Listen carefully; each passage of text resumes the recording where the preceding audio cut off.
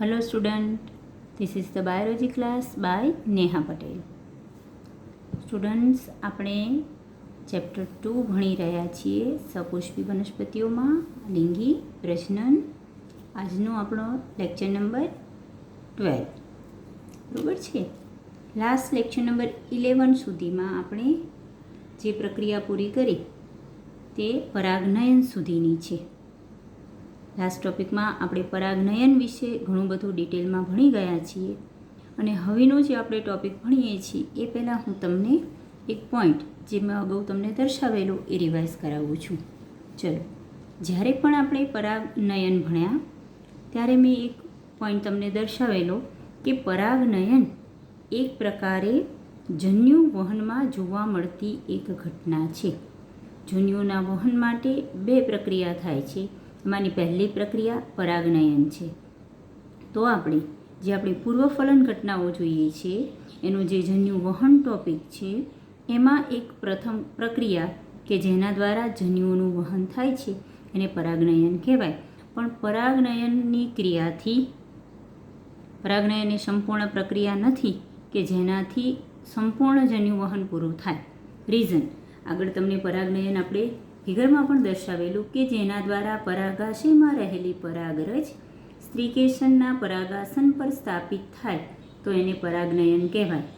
પરંતુ જન્યુ વહન માટે આ જે પરાગરજ છે એમાં રહેલા નરજન્યુઓ વહન પામી અને અહીંયા જ્યાં ભ્રૂણપૂટમાં આવેલા માદાજન્યુ સુધી પહોંચવા જોઈએ. બરાબર છે. તો હવે નેક્સ્ટ પોઈન્ટ જે અહીંથી કઈ રીતે જન્યુઓ વહન પામી અને અહીંયા માદાજન્યુ સુધી પહોંચે છે એ પ્રક્રિયાને આપણે પરાગરજ સ્ત્રીકેસર આંતરક્રિયા કહીશું. તો આજનો આપણો આ ટોપિક મેઇન આ જ સ્ટાર્ટ થાય છે, પરાગરજ સ્ત્રીકેસર આંતરક્રિયા. તો સૌપ્રથમ આપણે એ ટોપિક ભણવાની શરૂઆત કરીએ. ચલો, પરાગરજ સ્ત્રીકેસર આંતરક્રિયા. જો જ્યારે પણ આપણે પરાગરજ સ્ત્રીકેસર આંતરક્રિયાવાળો પોઈન્ટ ભણીશું તો પહેલાં હું તમને આખો પોઈન્ટ સમજાવી દઉં છું. પછી આપણે એ પોઈન્ટ આખો નોટ્સમાંથી વાંચીશું જે આપણે રેગ્યુલર લેક્ચરમાં ટેક્સ્ટબુકમાંથી વાંચી અને કરીએ છીએ એ જ સિસ્ટમથી અહીંયા હું તમને થોડું સમજાવું છું એટલે તમને ટોપિક ફિગરની દ્રષ્ટિએ સારી રીતે સમજાઈ જાય. ચલો, જ્યારે પણ આ રીતે તમે પરાગરજ સ્ત્રીકેસર આંતરક્રિયા ભણો છો તો સૌ પ્રથમ પોઈન્ટ તમારો રહે કે સંગત પરાગરજ એટલે શું અને બીજું છે અસંગત પરાગરજ એટલે શું. ચલો પહેલાં આ ભણીએ. બરાબર છે. સંગત પરાગરજ કે જ્યારે પરાગનયન થાય ત્યારે જો પરાગરજ એ જ વનસ્પતિની એ જ જાતિની હોય તો એ પરાગરજ સંગત પરાગરજ કહેવાય છે. બરાબર. અસંગત પરાગરજ શું? તો પરાગનયન સમયે જે પરાગરજ પરાગાસન પર સ્થાપિત થઈ છે એ પરાગરજ જો અન્ય વનસ્પતિની હોય કે પછી તે જ વનસ્પતિની હોય પરંતુ સ્વ અસંગત હોય.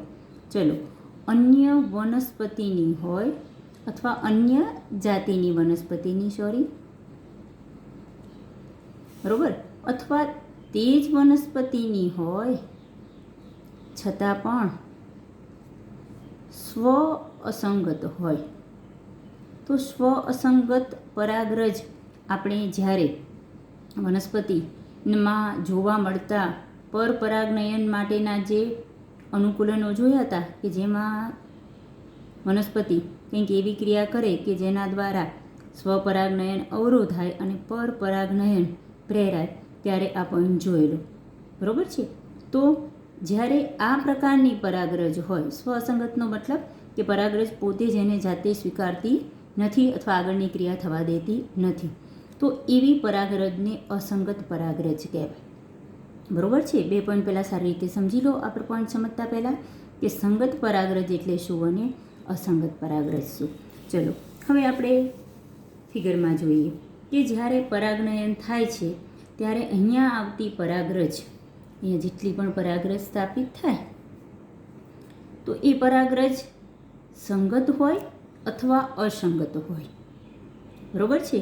તો સ્ત્રી કેસર પાસે આવતી આ પરાગરજ એ સંગત છે કે અસંગત તેને ઓળખવાની એક ક્ષમતા હોય છે.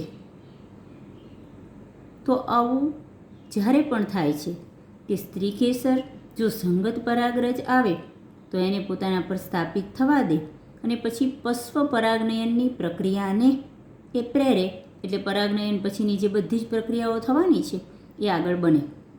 પરંતુ જો અસંગત પરાગરજ હોય તો સ્ત્રી કેસર એને સ્વીકારતું નથી અને આગળની જે પશ્વ પરાગનયનની પ્રક્રિયાઓ છે એને અવરોધે છે. એટલે આગળ જે જન્યુઓનું વહન થઈ અને જન્યુ માદાજન્યુ સુધી પહોંચવાના છે એ પ્રક્રિયાને એ અવરોધે છે. બરોબર છે. તો પહેલો પોઈન્ટ આપણો સંગત પરાગરજ શું, બીજો પોઈન્ટ છે અસંગત પરાગરજ શું, થર્ડ પોઈન્ટ આપણો રહેશે કે સ્ત્રી કેસર પાસે સંગત કે અસંગત પરાગરજને ઓળખવાની ક્ષમતા છે. ફોર્થ પોઈન્ટ, જો પરાગરજ સંગત હશે તો સ્ત્રી કેસરનું પરાગાસન એને સ્વીકારશે અને પશ્વ પરાગનયનની ઘટનાઓને પ્રેરશે. અને જો પરાગરજ અસંગત હશે તો સ્ત્રી કેસરનું પરાગાસન એ પરાગરજને સ્વીકારશે નહીં અને પશ્વ પરાગનયનની પ્રક્રિયાને અવરોધશે. તો આવું કઈ રીતે શક્ય બને છે? તો નેક્સ્ટ પોઈન્ટ એમ કહે છે કે સ્ત્રી કેસર અને પરાગરજ, સ્ત્રી કેસર અને પરાગરજ વચ્ચે સતત એવા સંવાદો, કંઈક ડાયલોગ્સ હોય છે કે જેના દ્વારા તે નક્કી કરે છે કે પરાગરજ સંગત કે અસંગત છે. હવે આ સંવાદો કંઈ બોલીને થતા નથી, ડાયલોગ્સ છે તો કંઈ પરાગાસન બોલીને વ્યક્ત નથી કરતી કે આ પરાગરજ સંગત છે કે અસંગત, કે પરાગરજ દ્વારા કોઈ એવા વાક્યો બોલાતા નથી. અહીંયા ડાયલોગ કે સંવાદ શબ્દ વાપર્યો છે એનો મતલબ શું કે આ સંવાદ કોના દ્વારા સધાય છે? તો ચોક્કસ પ્રકારના રસાયણો છે કે જે આ પ્રકારનું કોમ્બિનેશન થશે કે નહીં થશે એ નક્કી કરે છે. તો આ રસાયણો સ્ત્રી કેસરના પરાગાસન પર પણ હાજર હોય છે અને જે પરાગરજ છે એની બાહ્ય સપાટી પર પ્રોટીનના બનેલા ચોક્કસ પ્રકારના ઉત્સેચકો પણ હોય છે કે એ બંને દ્વારા નક્કી થાય છે કે પરાગરજ સંગત છે કે અસંગત છે. અને જો પરાગરજ સંગત હોય તો પછીની ક્રિયા આગળ વધે છે. બરાબર છે. એ ક્રિયા આગળ કઈ રીતે થશે એ સમજતા પહેલાં આપણે આટલે સુધીનો ટોપિક હું તમને નોટ્સમાં સમજાવી દઉં છું અને પછી આપણે આગળની પ્રક્રિયા સમજવાની શરૂઆત કરીએ. ચલો, પહેલો પોઈન્ટ આપણો પરાગરજ સ્ત્રી કેસર આંતરક્રિયામાં સંગત પરાગરજ શું? બરાબર છે. તો તે જ જાતિના પરાગાસન પર તે જ જાતિની પરાગરજ સ્થાપિત થાય તો તેને આપણે સંગત પરાગરજ કહીશું. નેક્સ્ટ પોઈન્ટ, સ્વસંગત અથવા અસંગત પરાગરજ એટલે શું? તો અન્ય જાતિની કે તે જ વનસ્પતિની પરંતુ ખોટા પ્રકારની, જેને આપણે સ્વ અસંગત કહીએ છીએ, જો એવી પરાગરજ એના પર સ્થાપિત થાય તો એને આપણે અસંગત પરાગરજ કહીશું. બરાબર છે. પરાગરજની સ્વીકૃતિ કઈ રીતે થાય છે? પરાગનયન થાય ત્યારે એવું જરૂરી નથી કે પરાગરજ યોગ્ય જ પ્રકારની વહન પામીને આવતી હોય, તો એનો મતલબ કે સંગત પણ આવતી હોય અને અસંગત પણ આવતી હોય. તો પરાગાસન પાસે પરાગરજને ઓળખવાની ક્ષમતા હોય છે, એટલે કે તે સાચા પ્રકારની છે કે પછી ખોટા પ્રકારની છે. જો સાચા પ્રકારની એટલે સંગત હોય તો સ્ત્રી કેસર તેનો સ્વીકાર કરે અને પશ્વ પરાગનયનની ઘટનાને પ્રેરે. જો સંગત હોય તો સ્વીકાર કરે અને પશ્વ પરાગનયનની ઘટનાને પ્રેરે અને પછી એના પછી ફલનની ક્રિયા આગળ વધે. જો પરાગરજ ખોટા પ્રકારની હોય, અસંગત હોય, તો સ્ત્રી કેસર એ પરાગરજનું અંકુરણ અથવા પરાગનલિકા ઇન શોર્ટ પશ્વ પરાગનયનની જે બધી ઘટનાઓ છે એની વૃદ્ધિ એ બધાને અવરોધે છે. તો પરાગરજને ઓળખવાની આજે સ્ત્રી કેસરની ક્ષમતા એને આધારે પરાગરજની સ્વીકૃતિ થાય કે પછી અસ્વીકૃતિ થાય. તો જે પરાગરજ અને સ્ત્રીકેસર વચ્ચેના સતત સંવાદોનું પરિણામ છે. તો આ સંવાદમાં ખરેખર સ્ત્રીકેસર સાથે આંતરક્રિયા કરતા જે પરાગરજ છે એમાં ચોક્કસ રાસાયણિક ઘટકો એ મધ્યસ્થી તરીકે વર્તે એવું માનવામાં આવે છે કે જે આ રસાયણો છે એ પરાગરજની દિવાલ પર હોય છે. અને તાજેતરના વર્ષોમાં વનસ્પતિશાસ્ત્રીઓએ કેટલીક પરાગરજ અને સ્ત્રીકેસરના રાસાયણિક ઘટકોને આધારે એમાં થતી સ્વીકૃતિ કે પછી અસ્વીકૃતિને અનુસરીને થતી આંતરક્રિયાને ઓળખી શક્યા છે. અને સામાન્ય રીતે આ જે ઘટકો છે એ પરાગરજની દિવાલ અને તેમાં આવેલા પ્રોટીન ઘટકો છે. અને એમાંથી મુક્ત થતા વિવિધ પ્રકારના જલવિઘટિત જે જલવિચ્છેદક પ્રકારના ઉત્સેચકો આ ક્રિયામાં ભાગ લેતા હોય એવું માનવામાં આવે છે. ઇન શોર્ટ કે પરાગરજની દિવાલ પર ચોક્કસ પ્રકારના પ્રોટીનના બનેલા જલ વિઘટિત ઉત્સેચકો કે જે નક્કી કરે છે કે એના આધારે પરાગાસન નક્કી કરે છે કે એના પર આવેલી પરાગરજ સંગત છે કે અસંગત. એટલે જ્યારે તમે પરાગરજ સ્ત્રીકેસર આંતરક્રિયા સમજીશું તો પહેલો પોઈન્ટ આ રહેશે કે પહેલાં પરાગરજ સંગત છે કે અસંગત. જો પરાગરજ સંગત છે તો આગળની ક્રિયા થશે. અને એ બધી ક્રિયાને તમે પશ્વ પરાગનયનની ક્રિયા કહી શકો. પરાગનયન પછી જે ક્રિયા થાય એ, પણ એમાં પહેલો પોઈન્ટ આ પરાગરજને ઓળખવાનો રહેશે જે આપણે અત્યાર સુધીમાં જોઈ ગયા. હવે જો પરાગરજ સ્થાપિત થઈ છે અને ચલો આપણે માની લઈએ કે અહીંયા સ્થાપિત થયેલી પરાગરજ એ સંગત છે, તો આગળ શું પ્રક્રિયા થશે? નેક્સ્ટ પોઈન્ટ એમાં પરાગ નલિકાનું નિર્માણ થશે. આ બધા જ પોઈન્ટ પશ્વ પરાગનયનમાં આવે. પરાગનયન બાદ થતી ક્રિયા, બરાબર છે. તો એમાં સૌ પ્રથમ ઘટના શું બનશે? પરાગનલિકાનું નિર્માણ. તો પરાગનલિકાનું નિર્માણ કઈ રીતે થશે? આપણે જ્યારે પણ પરાગરજ જોવી હતી ત્યારે એનું સૌથી અંદરનું અંત આવરણ, એના કોષરસને ઘેરતો કોષરસ સ્તર, બરાબર છે. એમાં જનન કોષ હોય અથવા બે નરજન્યુ હોય, એક વાનસ્પતિક કોષ હોય, અને આ જે છે એનું એક બાહ્ય આવરણ. અને બાહ્ય આવરણમાં જે સ્થાને જગ્યા છે એ છે જનન છિદ્ર. ચલો, પરાગરજ કોઈના ચહેરા જેવી દેખાય છે, આંખો અને મોં, બરાબર છે, કાર્ટૂન નથી દોર્યું. આ એક પ્રકારની રજની રચના આપણે દોરેલી છે. તો પરાગ નલિકાનું નિર્માણ કઈ રીતે થશે એ સમજો કે જે જગ્યાએ જનન છિદ્રની હાજરી છે એમાંથી આ અંત આવરણ બહાર આવશે, બરાબર છે. એટલે ફરી તમને એ ફિગર હું તમને હાઇલાઇટ કરીને દર્શાવું. ચલો, આ એક પાર્ટ છે કે જ્યાં જનન છિદ્ર છે. આ સળંગ આવેલું અંત આવરણ છે. આ બાહ્ય આવરણ સ્પોરોપોરોનીનું બનેલું આ અંત આવરણ. કોઈ એક જનન છિદ્રમાંથી આ રીતે અંત આવરણ પ્રવર્ધ સ્વરૂપે બહાર નીકળશે. તો આ જે બન્યું એ થયું પરાગ નલિકાનું નિર્માણ, જે આપણે અહીંયા દર્શાવેલું છે, બરાબર છે. આ રીતે પરાગ નલિકાનું નિર્માણ થાય એટલે એમાં જે કોષો આવેલા છે એ બધા જ વહન પામી અને પરાગ નલિકામાં આવી જાય. આ પરાગ નલિકાનો એક છેડો બંધ જ રહેશે અને એ રીતે એનો બંધ છેડી આ રીતે આગળ વધતી જશે. આ પરાગ વાહિની છે,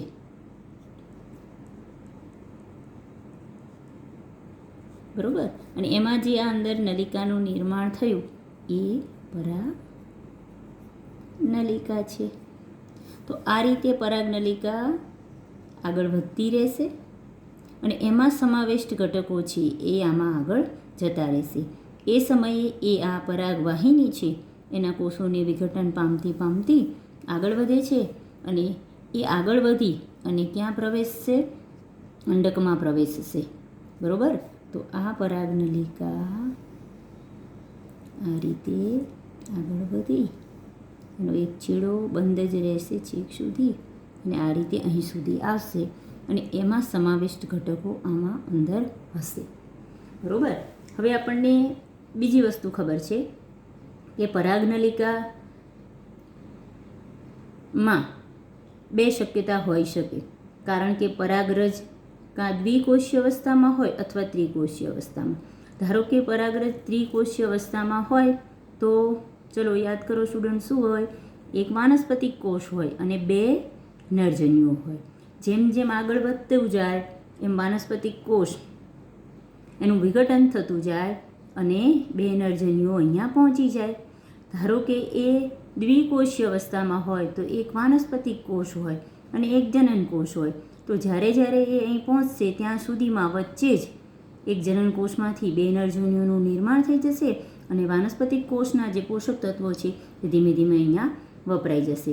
ઇન શોર્ટ, પરાગનલિકા અહીં પહોંચે ત્યારે એની પાસે બે નરજન્યુઓ હશે. આ રીતે માદાજન્યુ સુધી નરજન્યુ પહોંચ્યા. બરાબર છે? તો આ આપણો જે પોઈન્ટ છે એ પરાગનલિકાના નિર્માણનો છે, જે હું તમને નોટ્સમાં સમજાવું છું. બરાબર. ચલો, પરાગનલિકાનું નિર્માણ. સંગત પરાગનયનને અનુસરીને, એટલે કે જો પરાગરજ સંગત હોય તો પરાગરજ પરાગાસન પર કોઈ એક જનન છિદ્રના માર્ગે કોનું નિર્માણ કરશે? પરાગનલિકાનું. તો અહીંયા આપણે ધ્યાન રાખીશું સ્ટુડન્ટ, જે રીતે મેં તમને ફિગરમાં સમજાવ્યું એ, કે પરાગનલિકાનું નિર્માણ જનન છિદ્રના માર્ગે થાય છે, પરંતુ કઈ રીતે? કે જે એનું અંત આવરણ છે એ જ જનન છિદ્રના માર્ગે પ્રબળ રૂપે બહાર નીકળે છે અને એ પરાગનલિકાનું નિર્માણ કરે છે. પરાગરજમાં સમાવિષ્ટ ઘટકો હવે કોનામાં પહોંચશે? પરાગનલિકામાં. અને પરાગનલિકા વહન પામી અને બીજાશય સુધી પહોંચશે. બરાબર.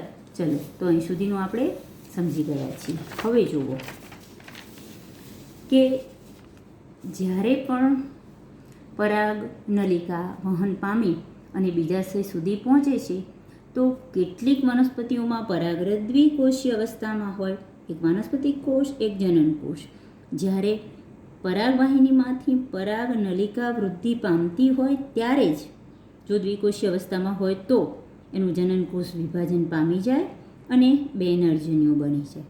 અને જો પરાગરજ ત્રિકોષીય અવસ્થામાં હોય તો પરાગનલિકામાં શરૂઆતથી જ બે નરજન્યુઓ હાજર હોય. ઇન શોર્ટ, પરાગનલિકામાં બંને અવસ્થામાં બે નરજન્યુઓની હવે હાજરી હશે.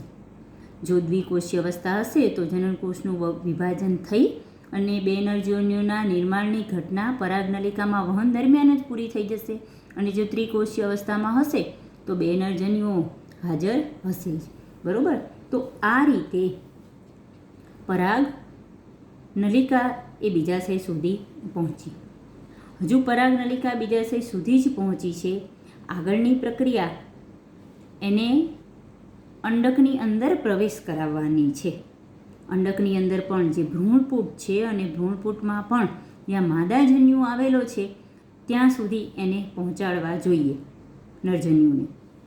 તો એમાં ત્યારે પણ આપણે જ્યારે બે સહાયક કોષો જોયેલા અને આપણે એવું કીધું હતું કે સહાયક કોષોમાં તંતુ ઘટકો આવેલા છે જે પરાગનલિકાના પ્રવેશમાં મદદ કરશે.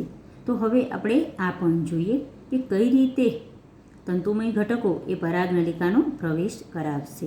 ચલો, પરાગનલિકા જ્યારે બીજાશયમાં પ્રવેશે છે ત્યારે એના અંડછિદ્ર દ્વારા એના અંડકમાં પ્રવેશે અને એનો અંડછિદ્રીય છેડે અંડપ્રસાધન આવેલું છે.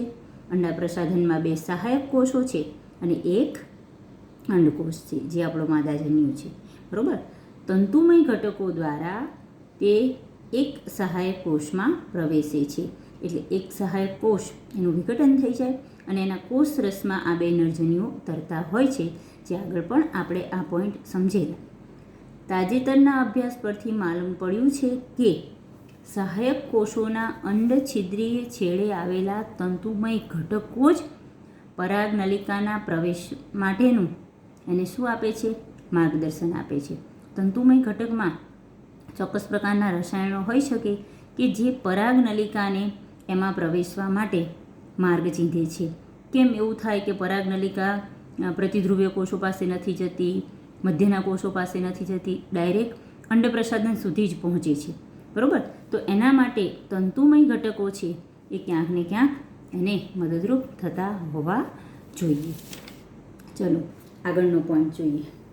આ બધી જ ઘટનાઓ જે અત્યાર સુધી આપણે જોઈ એ પરાગરજનું પરાગાસન પર સ્થાપન થવું, બરાબર છે, એની લઈ પરાગનલિકાનું નિર્માણ થવું, પરાગનલિકાનો અંડકમાં પ્રવેશ થવો, આ બધી જ ઘટનાને સામૂહિક રીતે આપણો જે મેઇન ટોપિક હતો એ પરાગરજ સ્ત્રીકેસર આંતરક્રિયા કહે છે.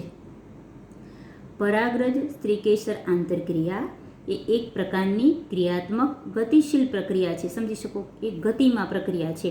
પરાગનલિકાનું નિર્માણ થવું, પરાગનલિકા વધતી જવી, સાથે સાથે નરજન્યુઓનું પણ વહન થવું, કે જેમાં પરાગરજની સ્વીકૃતિ થાય કે પછી અસ્વીકૃતિ, એને અનુસરીને સંગત પરાગરજની ઓળખ થાય. બરાબર છે?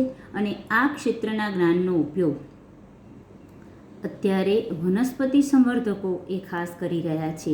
તો કયા 2 પોઈન્ટ માટે? તો વનસ્પતિ સંવર્ધકો પરાગરજ સ્ત્રીકેસર જે આંતરક્રિયા છે, જેને પરાગ સ્ત્રીકેસર આંતરક્રિયા કહે છે, એને સમજવા માટે પણ આ જ્ઞાનનો ઉપયોગ કરે છે કે પરાગરજ સંગત છે કે અસંગત. ઉપરાંત ઘણીવાર વનસ્પતિ સંવર્ધકો એ અસંગત પરાગનયનમાં કંઈક ફેરફાર પણ કરે અને એના દ્વારા ઈચ્છિત સંકર જાતો પણ મેળવવા માટે આ જ્ઞાનનો ઉપયોગ કરી રહ્યા છીએ. બરાબર છે?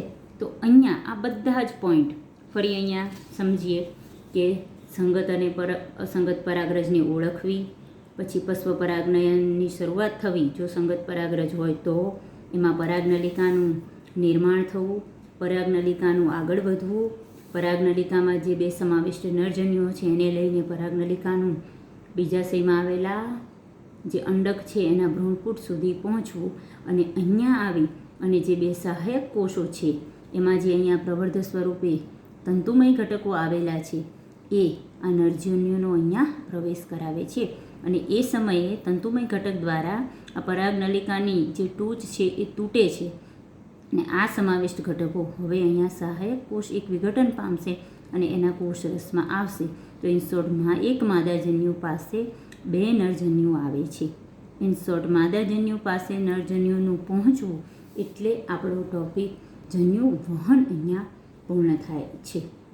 અને જન્યુ વહનના ટોપિકના પૂર્ણ થવાની સાથે સાથે જ આપણી પૂર્વફલન ઘટના એમાં જન્યુ જનન અને જે જન્યુ વહન હતું એ 2 પ્રક્રિયા અહીંયા પૂરી થાય. ઓકે સ્ટુડન્ટ, જ્યારે પણ તમે નોટ્સ જોશો તો પેજ નંબર 22 પર મેં તમને આ એક ફિગર દોરેલી છે અને એમાં ઉપર એક્સ્ટ્રા નોંધ પણ લખેલી છે જે તમારે ટેક્સ્ટ બુકમાં નથી અને તમારે ટેક્સ્ચ્યુઅલ ક્વેશ્ચન લખતી વખતે પણ એનસીઈઆરટી બોર્ડમાં આની જરૂર નથી, પણ આપણે બધા જ ટોપિકમાં તમે સમજો છો કે નીટને અનુલક્ષીને કંઈ પણ વધારાના પોઈન્ટ હોય અથવા તમને દરેક પોઈન્ટમાં ક્યાંક મને એવું લાગે કે તમને એક્સ્ટ્રા કંઈક સમજાવવાની જરૂર છે તો એ પણ મેં નોટ્સમાં લખેલું છે, પણ એ મેં તમને હાઇલાઇટ કરીને નોંધ કરીને લખેલું હશે.